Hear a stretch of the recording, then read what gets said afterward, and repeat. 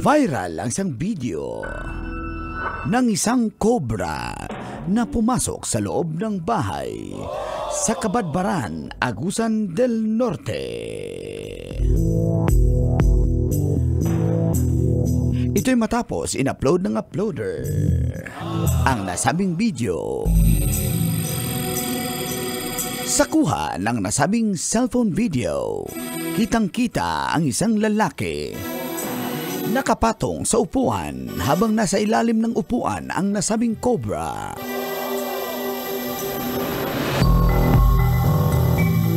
Hinabol nila ito at nung makita, pinagsakan nila ito ng hollow block. At nung masigurong hindi na gumagalaw, sa kanila niligpit ang nasabing cobra. Wala namang intensyon ang mga residenteng patayin ang nasabing cobra, subalit naging agresibo di umano ito, kung kaya nagamitan ng dahas ang nasabing ahas. Ayon sa Wildlife Resources Conservation and Protection Act of 2001, ipinagbabawal ang pagpatay sa wild animals kabilang ang cobra.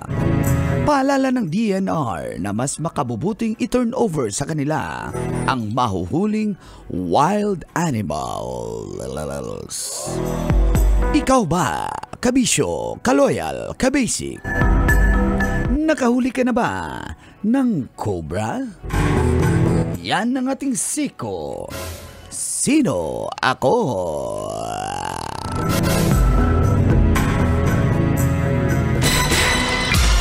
Sino ako?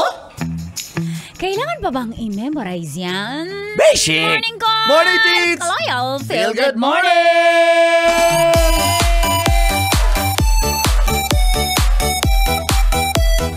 Adlong Martes! Mayo 7, 2024, may buta kaninyong hurot diya. Sa oras na 7:31 na ikasama niyo na ang cool na uncle from Davao. Ang dahilan kung bakit maraming babaerong nagbago dahil siya ang buhay na patotoo, Uncle Dago! Ang kamot sa mga angkol. Ang kamot sa mga angkol. At nandito na the undisputed heavyweight Tita sa Balatang Radyo. Ang dahilan kung bakit marami ng babaero nanood ng radyo. Hindi lang taga Bacoor, lahat na! Tita Tanya Chinita! Habang ako'y morenang dalagang Pilipina, tingnan mo naman ako sa mga mata mo. Huwag kang kumaripas ng takbo. Thank you, Carl! Thank you, Tits! Naku, napatay ang cobra kasi syempre, wala kang maiisip ng option eh, di ba? Pare-parehong survival tayo eh. Sinabi nga nila pag hindi naman daw threat sa buhay mo yung nasabing ahas or wild animal, Bawal. wag nyong patayin. Oo. Parang kwento nga ng isang, yung friend ko, nagsabi din yung Sabi ng friend friend ko. mo. Yung sa Australia, ano daw, nagtatrabaho siya dun sa parang yung mga kahoy. So nagpuputo sila ng kahoy. May mga tigre doon mismo. Okay. Hanggat hindi ka susunggaban ng tigre, bawal Bawal mo mong silang galawin. barilin, galawin, patayin. Paluin, Oo. ganyan. So ganun din, itong sa cobra na ito, nasa loob na ng bahay mo, Tits. So ikaw ba, any other option? Oo, to protect my family, syempre. Nakapasok Pero kung na. meron marunong sa amin na manghuli nang hindi nasasaktan ng cobra, of course, yun ang gagawin. Yun ang priority. Pero kung wala naman nag-practice sa amin na marunong manghuli Pwede. ng cobra, hawakan sa ulo. May suggestion ako. Ano po? Yung misis. Magaling manghuli yun. Ng ulo? Oo naman. Nababaero. Ng babaero. Temo, ikaw nagpapasok ng kanor? Oh, dati. Si Regis lang naman. Inunahan ka na. Kaya doon na naman papunta. Cobra yung usapan, mga kaibigan. Ladies and gentlemen, makinig kayo. Ha? People of the Philippines versus Tita Tanya and the Cobra.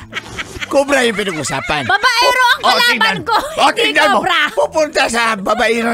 Kalaban daw niya, pero minahal niya. Sabi nga, sa banal, nakasulatan, love your enemies. Kaya pala minahal niya yung kalaban niyang babaero.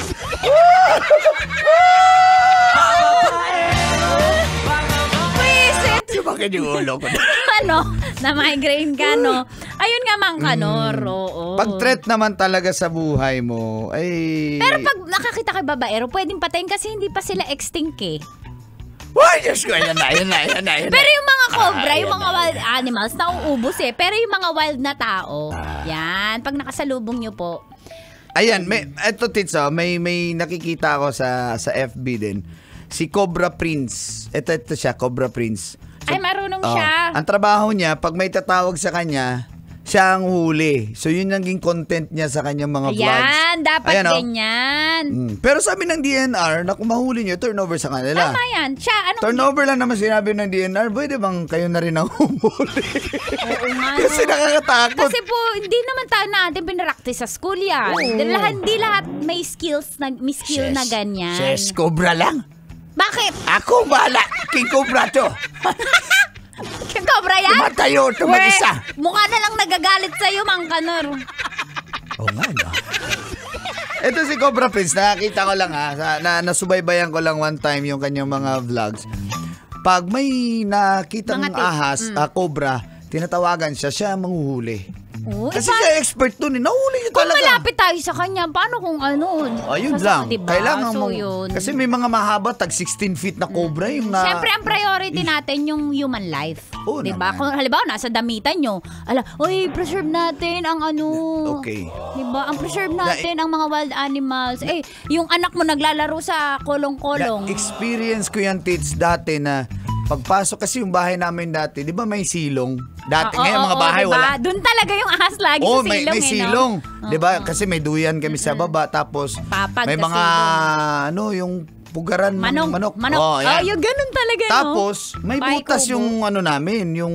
mga kawain-kaway higaan. Yung sahig, may butas siya.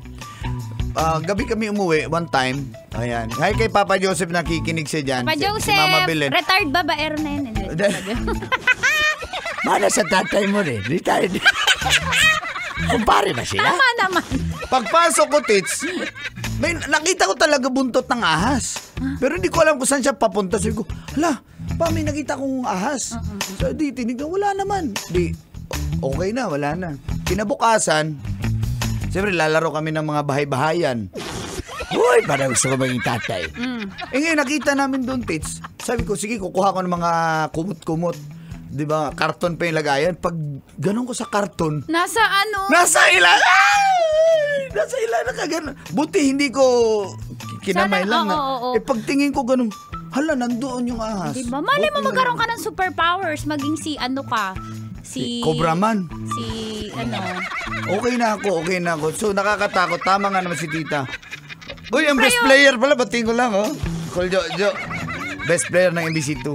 Ayan. So, yun yung kwentong cobra na nakakatakot nga. So, pero walang nangyari. Napatay din. Kasi nga, threat na sa loob ng bahay mo. Threat sa buhay ng lahat Kahit sino ba namang trespasser pag papasok sa bahay mo. Oo, lalo pag yan. Nako.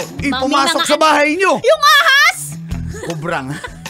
Pumasok sa bahay nyo. Yung cobra! Yung babaero. Pinatuloy mo kasi. Yung cobra? Yung babaero. Lagi na lang ako nai-inlove dyan. Sa babaero? Sa cobra. Kasi diba, walang bumuka yung leeg. ng cobra. Babaero. Nagji-gym. Yung babaero? Yung cobra. Wow! Wag nyo, pag nasa damitan yan, tawag kayo ng barangay. Nagtatago lang yan. Yung cobra? Yung babaero. Ay, naku, diba? hinahabol. Ang daming nabuntis. Yung babaero! Yung cobra! Wow! Mang Kanor, ang scientific name niyan? Ng cobra? Oo.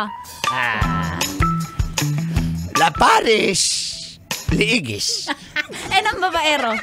Damihis buntisis. Ay, nako. Madalas driver yan. Babaero? mga suki pa naman natin. Yung mga cobra. Yung mga babaero. Nagpa-load sa RFID. Yung driver? Yung cobra.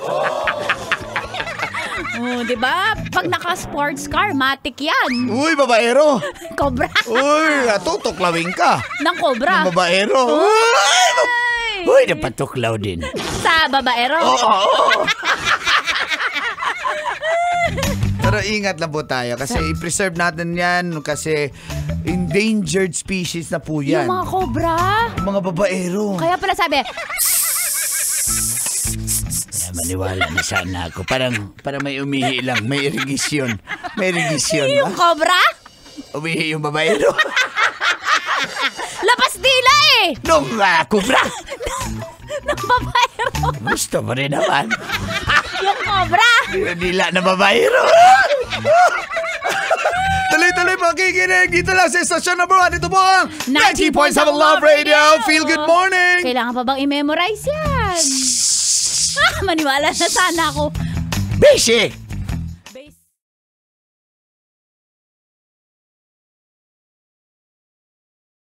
Kailangan pa bang i-memorize yan? Love Radio. Basic!